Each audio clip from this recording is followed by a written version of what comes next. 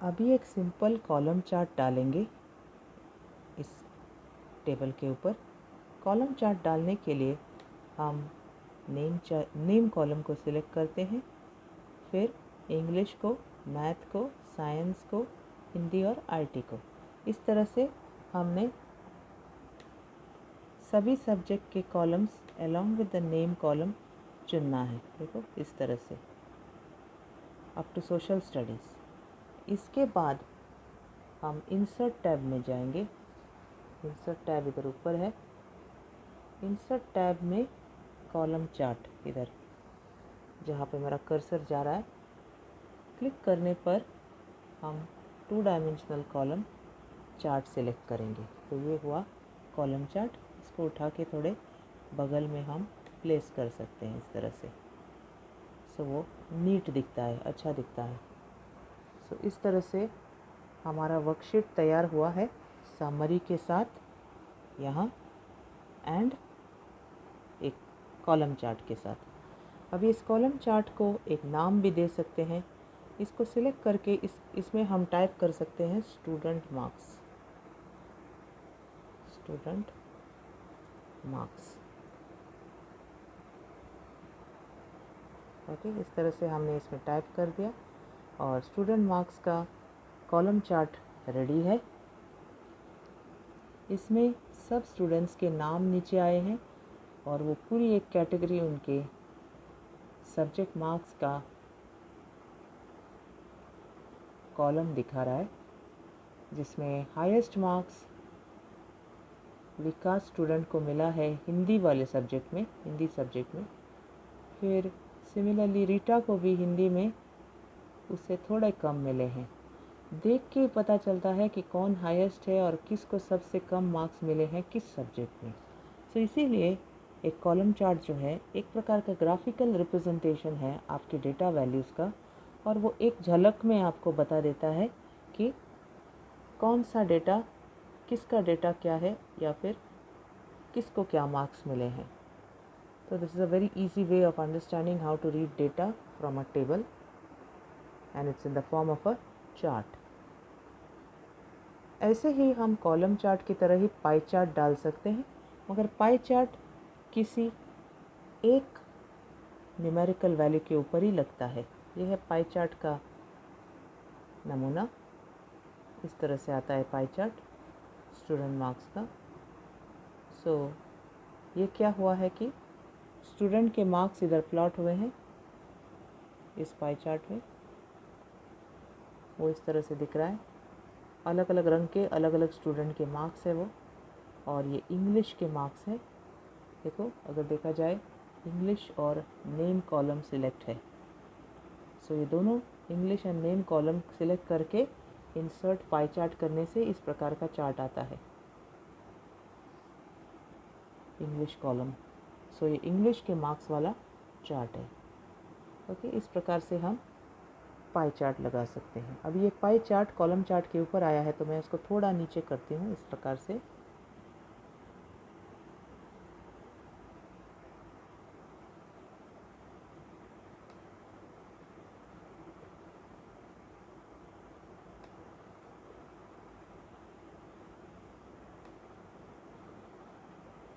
And इसको इस तरह रखती हूँ। एंड बाकी जो मुझे डालना है, फिर से इंसर्ट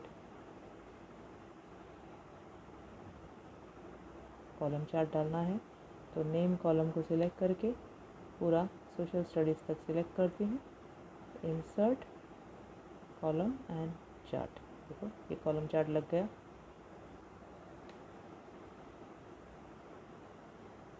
इसको स्टूडेंट मार्क्स नाम देना।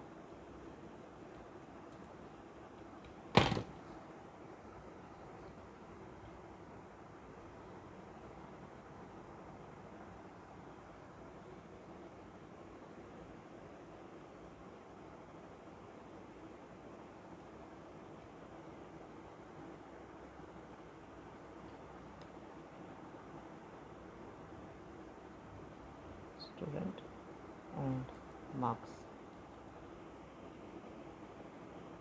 इस प्रकार से कॉलम चार्ट दिखेगा। वैसे ही नीचे पाई चार्ट। ओके, तो इस तरह से हमने कॉलम चार्ट भी डाला, पाई चार्ट भी डाला, मगर पाई चार्ट इंग्लिश के मार्क्स के ऊपर आया है, क्योंकि मैंने दिखाया है कि पाई चार्ट किसी एक सब्जेक्ट के मार्क्स के ऊपर ही लगाया जा सकता है। ऐसे ही हम और पाई चार्ट्स लगा सकते हैं मैथ के मार्क्स पे, साइंस के मार्क्स पे, या फिर ओवरऑल परसेंटेज के मार्क्स पे, मगर ग्रेड पे नहीं लगा सकते पाई चार्ट, क्योंकि ग्रेड जो है वो न्यूमेरिकल वैल्यू नहीं है, वो अल्फ़ाबेटिक है। सो अल्फ़ाबेटिक वैल्यू कभी पाई चार्ट में फिट नहीं होता है, सिर्फ न्यूमेरिकल वैल्यू से ही पाई चार्ट प्लॉट होता है। तो ये बना हमारा summarization of data and column and pie chart.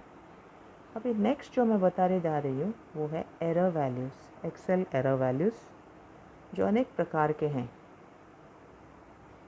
जैसे मैंने इधर फॉर्मूला बताया था परसेंटेज का, M4 डिवाइड बाय 600% आपको परसेंट दिला देता है। उसके बाद नीचे खींचने से सारे परसेंटेज वैल्यूज़ निकल आते हैं सभी स्टूडेंट्स के। ओके, ये एक बार फिर से मैं दिखा रही हूँ। अगर मैंने 600 की जगह पे 600 का सेल एड्रेस लगाया होता, जो बिल्कुल गलत है, मैं इसे दिखा रही हूँ आपको एरर वैल्यूज समझाने के लिए, तो क्या होता है, पहले वैल्यू तो सही सही आ जाता है।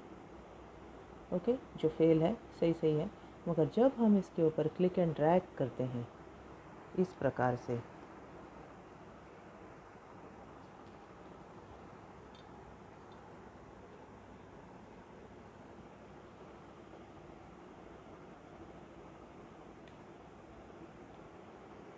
तो ये सेकेंड एरर जो आता है 41 के नीचे, ये वैल्यू एरर है। देखो वैल्यू एरर दिख रहा है यहाँ पर, ये वैल्यू एरर, ये एक प्रकार का एक्सेल एरर वैल्यू है, जो तब निकलता है जब हम फॉर्मूला में टेक्स्ट वैल्यू का सब्स्टिट्यूशन करते हैं नंबर के स्थान पे। सो देखा जाए तो पहला वैल्यू और दूसरा वैल्यू, पहला वैल्यू तो सही है मगर दूसरा वैल्यू एरर आता है, सो गलत है, एंड बाकी सब वैल्यूज़ गलत है। क्योंकि देखो फॉर्मूला किस रूप ले रहा है, M5 डिवाइड बाई M3, जब M5 डिवाइड बाई M2 ही होना चाहिए था। नीचे देखो, ये हो गया M7, क्योंकि नीचे वाला है, डिवाइड बाई M5, जब M5 से डिवाइड नहीं होना था, असल में M2 से डिवाइड होना चाहिए था। तो ये ऐसा होता जाता है, इस वजह से सारे मिस्टेक्स माने जाते हैं। अगर ये वैल्यू एरर के तौर पे, वैल्यू एरर के तौर पे नहीं आना है, तो हम सिर्फ इतना सा छोटा सा एरर हटाने के लिए एक काम करेंगे, इधर इस सेल एड्रेस पे हम F4 दबाएंगे। F4 मतलब एब्सोल्यूट एड्रेसिंग, एंड अगर F4 नहीं दबाया या फिर एब्सोल्यूट एड्रेस नहीं दबाया उसके ऊपर, तो ये बिल्कुल गलत है। सो ये है हमारा एब्सोल्यूट एड्रेसिंग, इस प्रकार का। अगर ऐसे हमने फॉर्मूला टाइप किया $$ डाल के रो एंड कॉलम नेम के पहले, तो हमारा आंसर सही आता है। ये उपाय है सही उत्तर लाने का, एब्सोल्यूट एड्रेसिंग। देखो इस तरह से सब सही आ गया, सभी जगह $$ से डिनोमिनेटर मतलब 600 का सेल एड्रेस फिक्स रहा, वो बदला ही नहीं। सिर्फ न्यूमरेटर मतलब M7 बदल रहा है। देखो M7 becomes M8 here, M8 becomes M9 here, M10, मगर ये M2 वैसा का वैसा रहा, क्योंकि ये एब्सोल्यूट एड्रेस बना है वहाँ पे $$ डाल के। ओके, सो अभी हम सही है, एंड वैल्यू एरर क्या है आप अभी समझे हो। नेक्स्ट एरर जो आता है वो है डिव एरर। ये तब आता है जब हम 0 से डिवाइड करते हैं। सो डिव एरर दिखाने के लिए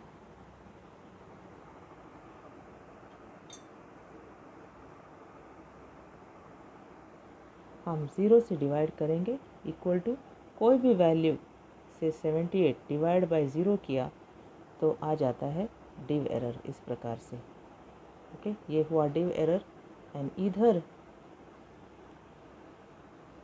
जो हमने किया था, हमने एब्सोल्यूट एड्रेस अगर नहीं डाला एंड सेल एड्रेस डाल दिया इस प्रकार से,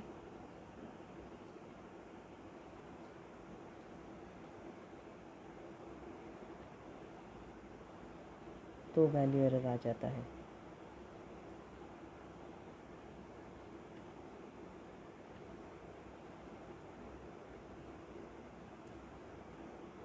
पहला तो सही आता है, मगर जो नीचे आ रहे हैं वो सब गलत होते हैं। इस तरह से वैल्यू एरर इस तरफ से एंड इस तरफ से डिव एरर जब हम 0 से डिवाइड करते हैं। ये 2 एक्सेल एरर वैल्यूज़ हैं, और भी हैं जिसे हम एक्सप्लेन करेंगे इस वीडियो में। तीसरा एरर जो है वो नल एरर है। नल एरर तब निकल आता है जब हम किसी फंक्शन को 2 रेंजेस को इंटरसेक्ट करने की जगह पे वो इंटरसेक्शन न हो या फिर कॉमा छूट जाए, तब ये हालत होती है जिसको कहते हैं null error. It's an error condition which has to be avoided. So sum के लिए हम किसी 2 रेंज को सिलेक्ट करते हैं इस प्रकार से। ये एक रेंज है, कॉमा, और ये दूसरा रेंज है। हमने इंग्लिश एंड मैथ्स मार्क्स के रेंजेस को जोड़ना चाहा है इस प्रकार से।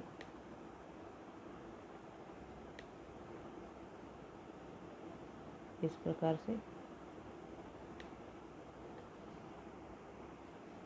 यहाँ पे हम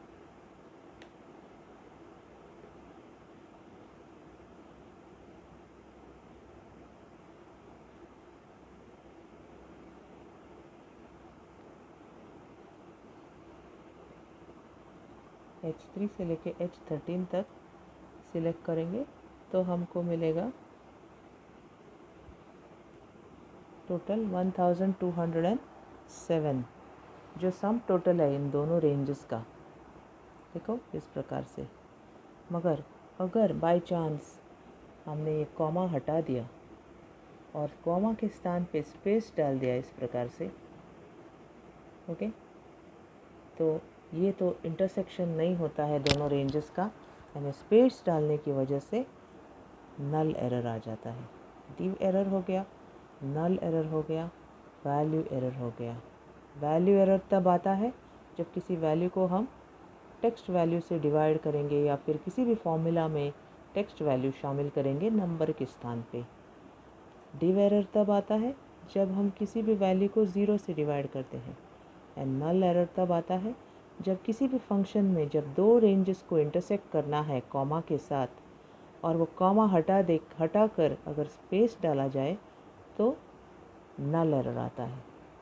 नम एरर अगला एरर है जो इस प्रकार के फंक्शंस में आते हैं। स्क्वायर रूट फंक्शन, इसमें अगर हमने नेगेटिव आर्ग्यूमेंट पास किया पॉजिटिव के स्थान पे तो नम एरर आता है। नम एरर तब आता है जब नेगेटिव आर्ग्यूमेंट पैरामीटर के तौर पे पास किया जाता है इस प्रकार से। ओके, तो ये हुआ नम एरर। एंड अभी नेक्स्ट एरर जो मैं सिखाने जा रही हूँ वो नेम एरर है। नेम एरर तब आता है जब हम स्पेलिंग मिस्टेक करते हैं। जैसे समझ लो हमको किसी फंक्शन को इस्तेमाल करना है, से राउंड फंक्शन, ये तो सही स्पेलिंग है। अगर राउंड की जगह पे आपने ऐसे कुछ स्पेलिंग मिस्टेक कर दी एंड किसी एक वैल्यू को चुना एंड ब्रैकेट बंद किया, फिर ऐसा नेम एरर आ जाता है क्योंकि हमने फंक्शन राउंड में स्पेलिंग मिस्टेक किया है। यू 2 बार आने की वजह से स्पेलिंग मिस्टेक हो गया एंड तब नेम एरर आता है। सो ये हुआ नेम एरर। नेक्स्ट जो है वो रेफ एरर है।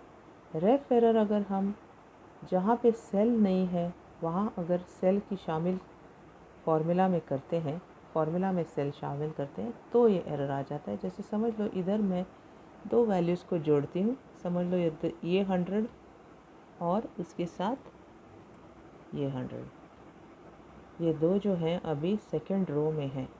तो सेकंड रो में 200 आंसर आना तो करेक्ट है, मगर अगर हमने इसको ऊपर की ओर क्लिक एंड ड्रैग किया इस प्रकार से, तो देखो किस प्रकार के एरर्स आते हैं। पहले तो वैल्यू एरर आया, क्योंकि यहाँ पे ये सेल्स मर्ज्ड थे, ये मर्ज्ड सेल्स होने की वजह से पहले वैल्यू एरर आया।